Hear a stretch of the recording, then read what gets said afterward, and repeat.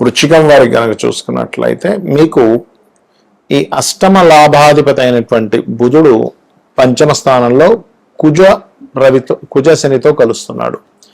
ఎప్పుడైతే ఈ కుజుడు శనితో కలుస్తున్నాడో అష్టమ లాభాధిపతి అయినటువంటి బుధుడు ఇక్కడ ఇచ్చేటువంటి రిజల్ట్ ఏమిటి, దీనివల్ల ఎటువంటి ఫలితాలు ఉంటాయి, ఏ దేవతారాధన చేసుకోవాలి.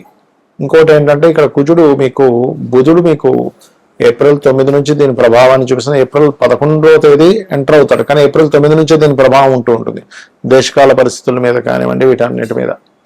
అదేవిధంగా ఎప్పుడైతే మీకు ఈ కుజుడు కూడా 6వ స్థానంలోకి వస్తాడు వృశ్చిక రాశ్యాత్, దీనివల్ల కలిగే ఫలితాలు, ఏ దేవతారాధన చేసుకోలేటువంటి విషయాల్లో జాగ్రత్తగా ఉండాలనేటువంటి అంశాలు చెప్తుంది. నేనైనప్పటికీ చెప్పిస్తుంది సాక్షాత్ లలిత అమ్మవారిగా భావిస్తూ ఆ లలితాంబిక అమ్మవారి యొక్క అనుగ్రహం మీకు పరిపూర్ణంగా కలగాలని మనస్ఫూర్తి కోరుకుంటూ, ఇక్కడ ఏంటంటే ఎప్పుడైతే మీకు ఈ గ్రహాలు అంటే చూడండి, ఈ వృశ్చికం వారికి షేర్ మార్కెట్ విషయాల్లో చాలా జాగ్రత్తగా ఉండాలి. 2, 5 అధిపతి అయినటువంటి గురువుతో బుధుడు పరివర్తన ఒకవైపు, రెండో వైపు పంచమ స్థానంలోకి ఎంటర్ అవుతున్న బుధుడు. సో పంచమంలో ఇదివరకే మనకి శని కుజుడు ఉన్నారు, దాని దగ్గరికి బుద్ధి కారకుడు, ఆలోచన కారకుడు, షేర్ మార్కెట్ కారకుడు ఎంటర్ అవుతున్నాడు. కాబట్టి ఏంటంటే నిర్ణయాలు తీసుకునే విషయంలో కొంచెం చాలా స్ట్రెస్ఫుల్గా ఉంటూ ఉంటుంది. మరియు అదేవిధంగా నిర్ణయాల విషయంలో స్ట్రెస్ఫుల్గా ఉండడం, కొన్ని స్నేహాల వల్ల కొంత గొడవలు రావడం, స్నేహితుల వల్ల కొంత గొడవ రావడం, మరియు అదేవిధంగా గమనించుకున్నట్లయితే స్నేహితులు, నిర్ణయాలు. మరియు మరొక విషయం ఏంటంటే ఈ షేర్ మార్కెట్, కొన్ని కొత్త ప్రేమ వ్యవహారాల మూలంగా కూడా కొంతవరకు డిస్టర్బెన్సెస్ రావడము, గొడవలు రావడం, ఇటువంటివన్నీ కూడా కనబడుతున్నాయి, గుర్తుపెట్టుకోండి. అలాగే మరొక విషయం ఏంటంటే ఇక్కడ గమనించినట్లయితే ఈ యొక్క గ్రహస్థితి ఏదైతే ఉందో, అంటే ఈ గురువు కేతు పరివర్తన, దీనివల్ల ఇంకోటి ఏప్రిల్ 9 నుంచి దీని ప్రభావం ఉంటుందని చెప్పుకున్నాము. కాకపోతే మే 12 నుంచి మనకి శని నుంచి కుజుడు మారిపోతున్నాడు. కాకపోతే ఆయన అగ్నితత్వ రాశుల్లోకి వెళ్తున్నాడు, గుర్తుపెట్టుకోండి, అగ్నితత్వ రాశుల్లోకి. సో ఎప్పుడైతే అగ్నితత్వ రాశుల్లోకి వెళ్తాడో దేశకాల పరిస్థితుల్లో అగ్ని సంబంధించిన పెరుగుతాయి. కాకపోతే మీకు కొంచెం కాంపిటీషన్ లక్షణాలు, శత్రువుపై జయం ఇవి కూడా ఇస్తాడు. మరి ఈ యొక్క బుధుడు యొక్క ప్రవేశం మూలంగా ఏప్రిల్ 9వ తేదీ నుంచి ఒక 25-27 రోజుల పాటు ఉంటే ప్రభావము. దాని తర్వాత మే 12 నుంచి కుజుడు అగ్నితత్వ రాశుల్లోకి వెళ్తున్నాడు. ఇప్పుడు ప్రస్తుతం శనితో ఉన్నాడు, మే 12 నుంచి అగ్నితత్వ రాశుల్లోకి వెళ్తాడు. దీని మూలంగా దేశకాల పరిస్థితుల్లో ఎటువంటి ఫలితాలు ఉంటాయి, మరి మీకు జాతకం తెలియదు, అయినా సరే మీరు ఎటువంటి విషయాల పట్ల జాగ్రత్తగా ఉండాలనే విషయాలు తెలుసుకుందాం. మొట్టమొదటిగా ఈ ఇంటర్నెట్ కారకుడు బుధుడు, గుర్తుపెట్టుకోండి. ఇంటర్నెట్, కమ్యూనికేషన్స్, ఈ మెయిలింగు, అడ్వర్టైజ్మెంటు, లేకపోతే మనకి ఈ వార్తాపత్రికలకు సంబంధించిన యూట్యూబ్ ఇవన్నీ ఉంటాయి కదా, వీటికి కారకుడు. కాబట్టి ఈ రంగాల్లో ఉండేటువంటి వారు ఈ యొక్క రంగాలకి, ముఖ్యంగా ఇంటర్నెట్ సంబంధించిన సేవలకి, కమ్యూనికేషన్ రంగాలకి, సాఫ్ట్వేర్ రిలేటెడ్ సంబంధించిన రంగాలకి ఇబ్బంది వస్తుంది దీనివలన, గుర్తుపెట్టుకోండి. Point number 1. ఇక రెండవది ఏమిటి అంటే ఇక్కడ ఈ బుధుడు పరివర్తన యోగంలో గురువుని తెస్తున్నాడు మీన రాశిలోకి. ఎప్పుడైతే గురువుని తెస్తున్నాడో, గురువు మనకిది ఎండాకాలము, రాబోతున్నటువంటి ఎండాకాలము, దీని మూలంగా ఏంటంటే విపరీతమైనటువంటి ఉష్ణం ఇంకా పెరుగుతూ ఉంటుంది. రన్ మీరు మే వచ్చేసరికి ఇంకా ఎక్కువ అవుతూ ఉంటుంది. అప్పుడు ఆ మే వల్ల ఎక్కువ ఉష్ణం వల్ల కలిగేటువంటి ఫలితాల్లో కొంత కూరగాయలకి కూడా ఇబ్బంది వస్తూ ఉంటుంది. అందులో ముఖ్యంగా టమాటా లాంటి పంటకు కూడా కొంత ఇబ్బంది వస్తూ ఉంటుంది, గుర్తుపెట్టుకోండి. అయితే ఇక్కడ ప్రధానంగా వాటికంటే కూడా ముఖ్యంగా మామిడి పళ్ళు, అరటికాయలు, అరటిపళ్ళు, మరియు అదేవిధంగా ఆకుకూరలకు కూడా ఇబ్బంది ఉంది. కాబట్టి ఈ యొక్క రైతులు కొంచెం ఈ ఏప్రిల్, మే, జూన్ ఈ మాసాల్లో కొంత జాగ్రత్తగా ఉండాలి, గుర్తుపెట్టుకోండి. అయితే జూన్ వచ్చేసరికి ఇంక మీకు ఇంకా తీవ్రంగా ఉంటుంది అనుకోండి. దాని తర్వాత ఒకవైపు ఎండలు వస్తూ ఒకవైపు వర్షం కూడా కలుగుతూ ఉంటుంది. అయితే ఇక్కడ ఈ బుధుడు జలతత్వ రాశుల్లో ఉన్నందుకు జలంలో తిరిగేటువంటి షిప్స్ ఉంటాయి చూసారా, మనకి కొన్ని ఆ షిప్స్కి నావిగేషన్ అనేటువంటిది మిస్ అవ్వడం, బుధుడు నావిగేషన్స్ కూడా కారకుడు.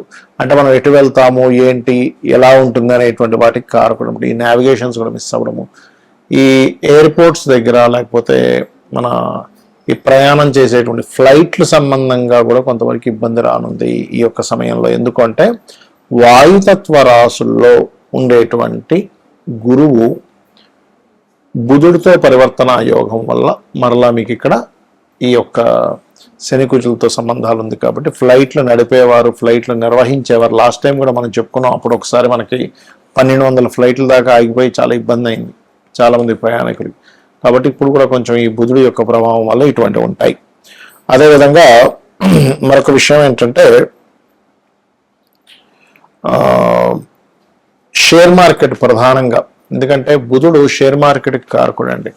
అయితే ఈ షేర్ మార్కెట్ విషయంలో కూడా ముఖ్యంగా 4 రాసుల వారికి మరింత ఎక్కువ ఇబ్బంది ఉంది. ఎవరెవరు అంటే వృషభము, సింహము మరియు వృశ్చికము, కుంభము. ఈ 4 రాసుల వారు షేర్ మార్కెట్ రిలేటెడ్ సంబంధించినటువంటి అంశంలో చాలా చాలా చాలా జాగ్రత్తగా ఉండాలి.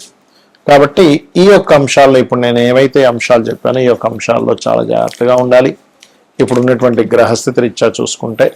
మరియు మరొక విషయం ఏంటంటే ఇప్పుడు మనకి చాలా మంది ఏమనుకుంటున్నారంటే ఈ సీజ్ ఫైర్ అవుతుంది కదండి, ఈ సీజ్ ఫైర్ అంటున్నారు కదా, ఆగిపోద్దామనుకుంటున్నారు, కానీ ఆగదండి. యుద్ధం అనేటువంటిది ఎలా ఉంటుందంటే ఒకవైపు సీజ్ ఫైర్ ప్రకటించినట్టే ప్రకటిస్తారు, 1 రోజులు 15 రోజులు అని, మళ్ళీ ఇంకోవైపు చూస్తే ఎక్కడో బాంబు పడుతూ ఉంటుంది. అంటే పూర్తి స్థాయిలో ఆపరు, లేదా ఆపినట్టుగా అనుకోవడం, మళ్ళీ వెంటనే ఇంకో బాంబు వేయడం, లేకపోతే మళ్ళీ ఇంకోటితో ప్రశంస రావడం, తద్వారా మళ్ళీ. అందుకని నేను చెప్పేది ఒకటే, అమెరికా కంట్రీస్లోని లేకపోతే ఇరాన్, కొన్ని ముస్లిం కంట్రీస్లో ఉండే భారతీయులు వీలైతే కొన్ని నెలలు కొంతకాలం పాటు ఇవన్నీ చల్లారే వరకు కూడా మీకు వీలుంటే ఇండియాకు వచ్చేసేయండి ఆ మాట విని. ఎందుకంటే ఇక్కడ ఉండేటువంటి గ్రహస్థితులు మనకి ఈ సంవత్సరం నవనాయకులు అంటారు. అంటే రాజు, మంత్రి, సేనాధిపతి, శస్యాధిపతి, అర్ఘ్యాధిపతి, మేఘాధిపతి అని ఇలా ఉంటాయి. ఇందులో ఈసారి మంత్రి కుజుడైనందుకు ఈ యుద్ధ సంబంధించినటువంటి విషయాలు అనవసరంగా పడుతూనే ఉంటారు. ఎందుకంటే ఒరిజినల్గా అయితే మనం ఎవరూ కూడా యుద్ధం రాకూడదనే కోరుకోవాలి మనస్ఫూర్తిగా. కారణం ఏంటంటే యుద్ధం వల్ల ఎవరికి లాభం లేదు, నష్టం తప్పితే. అయినా సరే ఇక్కడ ఏంటంటే ఇది ఊరుకోవన్నమాట. అంటే ఇప్పుడు ఉండే పరిస్థితులు ఎలా ఉంటాయంటే ప్రతి ఒక్కరికి కూడా లేదు నేను బాంబే వేస్తా ఏదైతే అదైంది అనే ఒక తెలియని ఒక డేరింగ్ దీన్ని తీసుకొస్తూ ఉంటుంది. కాబట్టి ఈ మే 12 నుంచి ఇంకా కుజుడు ఓన్ హౌస్లోకి వెళ్తాడు. ఇప్పుడు శనితో ఉన్నాడు, అది గ్రహ యుద్ధంలో ఉన్నాడు. ఇక యుద్ధం అయిపోయి చల్లారిపోద్దాం అనుకుంటాం, కానీ అలా కాదు. ఇక్కడ ఏమవుతుందంటే ఎప్పుడైతే ఈ యొక్క బుధుడు ఈ కుజుడు ఓన్ హౌస్లోకి వెళ్తున్నాడు, ఇది ప్రభావం చూపిస్తూ ఉంటుంది. మరి జాతకం లేని వాళ్ళు ఏం చేయాలి, జాతకం తెలియని వాళ్ళు ఏం చేయాలి అంటే నవగ్రహాల్లో ప్రత్యేకంగా కుజ, బుధ, శని గ్రహాల దగ్గర దీపారాధన చేయండి.